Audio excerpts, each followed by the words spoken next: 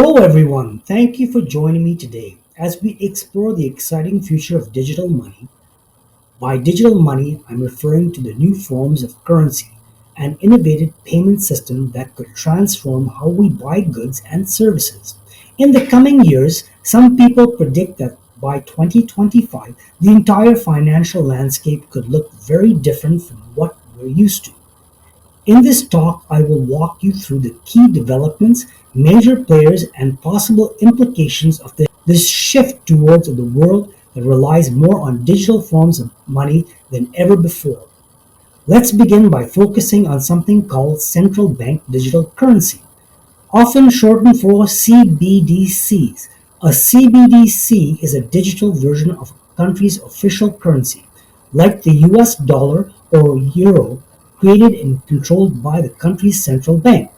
This isn't the same as cryptocurrencies such as Bitcoin, which is decentralized and not tied to any particular government. Instead, the CBDC are meant for function a lot like money in your bank account, but with all the conveniences and speed of digital technology. Many nations, including Russia, China, several countries in Europe, have already announced plans to introduce or explore CBDCs. These central bank initiatives come in two main types: retail and wholesale. Retail CBDCs are designed for everyday use by ordinary people, much like how we currently use cash or debit cards. With a retail CBDC, you could pay for groceries, monthly bills, or online shopping directly through a digital wallet created by the central banks of authorized partners. Wholesale CBDCs, on the other hand, are used primarily for large-scale financial transactions between banks, thinking about interbank lending or large value transfers, and similar activities that happen between the scenes of everyday banking. While these two types serve different purposes, both share goals of making transactions faster, more transparent, and possibly less expensive. By 2025, many experts think we'll see several nations' CBDCs fully launched, and that could speak a wave of change across the entire global financial system.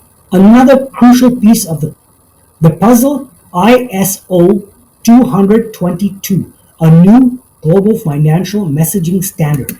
If you've ever traveled to another country where you don't speak the language, you know how hard it can be to communicate clearly.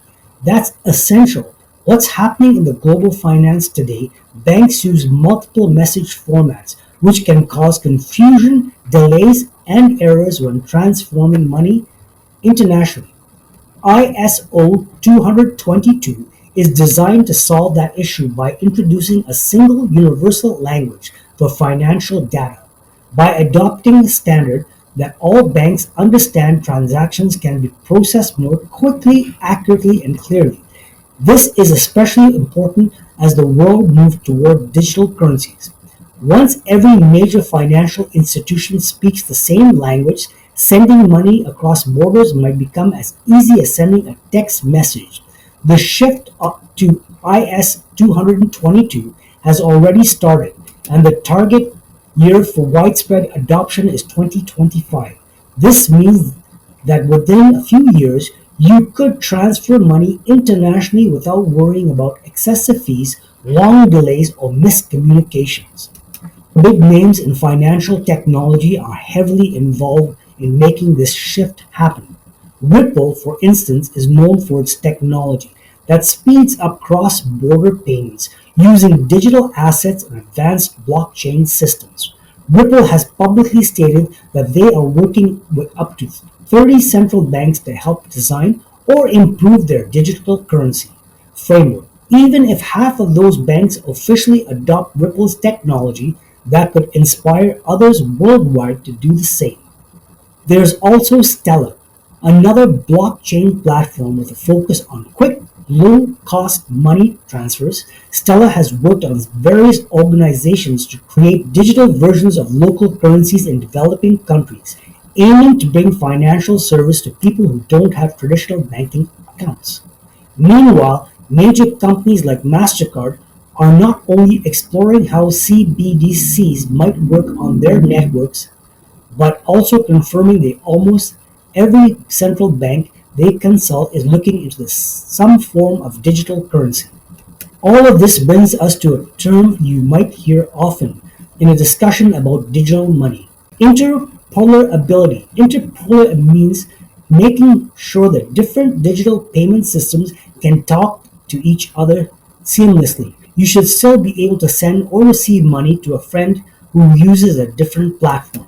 The World Economic Forum believes that by 2025 we will see a set of common rules, standards that allow more people and businesses to join the digital economy. When multiple systems are interoperable, it reduces functions that opens the doors to new opportunities, such as reducing fees or cross-border transactions, speeding up the flow of money, and giving people more ways to store and use their funds. In addition to private companies, the international organization influential government groups like the G20 are also pushing for faster, cheaper cross-border payments. The G20's goal is to address efficiency in the current system, especially because businesses and families around the world rely on sending or receiving money across borders. By encouraging the use of digital currencies and advanced payment systems, the G20 hopes to solve long-standing issues like higher transfer fees, complex regulations, and slow transaction times. When we look even further ahead, some analysts predict that by 2030 we might see a noticeable drop in the use of paper cash. Although prediction might sound a bit shocking, consider how often you already use digital payments. Many people use credit cards, debit cards, or apps on their phone to make purchases today. The rise of CBDC, blockchain-based platforms, and other digital payment systems could push our financial habits over even further, away from the physical cash. But this transformation doesn't come without questions and concerns. Governments will need to think carefully about privacy, security, and accessibility issues. How will digital money affect people who don't have smartphones or rely internet access? How can we ensure personal financial data remains safe from hackers? What will happen to our sense of financial autonomy if central banks have more direct control over our digital wallets? On the positive side, the increased use of digital money could make financial transactions more efficient. Imagine sending money to family members in another country and having to arrive seconds with almost no fee, or buying something online and finalizing the payment just as quickly as sending an email. This speed and simplicity could make everyday commerce more convenient while also helping businesses expand into new markets. Another potential advantage is the ability to track and prevent illegal activities like money laundering or terrorist financing, since digital transactions are often easier to trace than cash. One of the biggest reasons many experts are excited about digital currency is the potential for financial inclusion. In many parts of the world, large populations lack access to traditional banking services.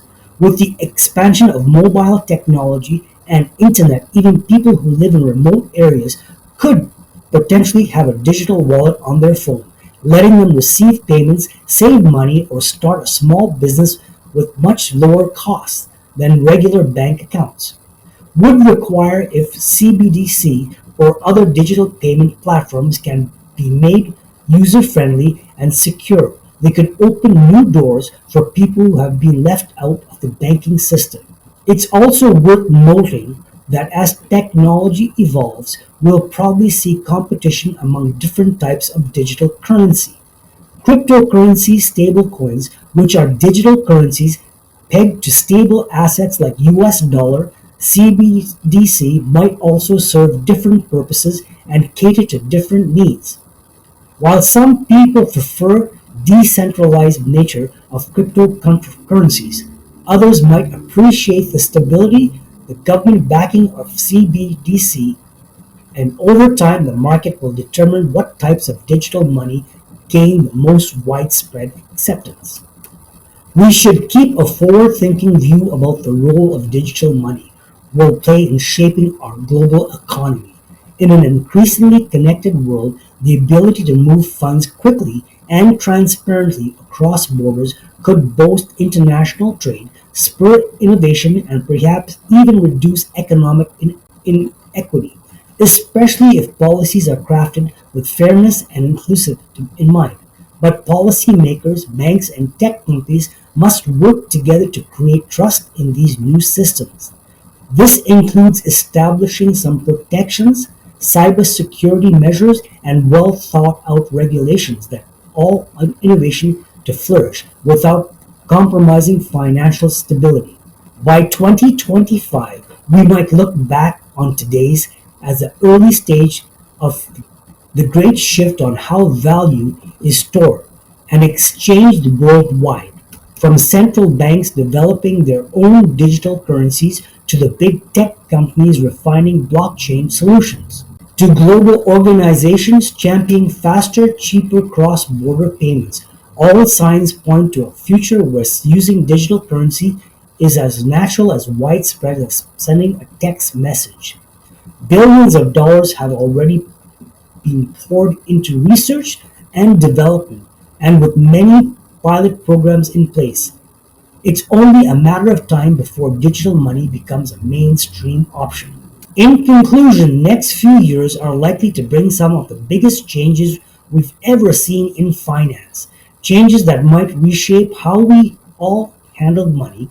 Central bank digital currencies, the blockchain technology are not just buzzwords, they're real developments with potential to make financial transactions faster, more inclusive, and more transparent.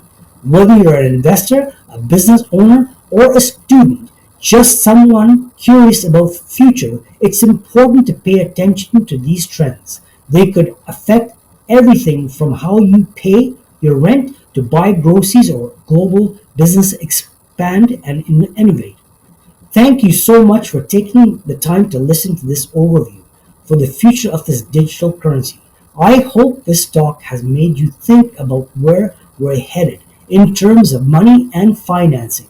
As these changes unfold, staying informed and adaptable will be the key to making the most of this transformative era. Remember, these changes aren't happening in a vacuum. Governments, financial institutions, tech companies, and ordinary people all have a role to play. Keep your eyes on the news, stay open to learning new things, and think about how digital currencies might fit into your life.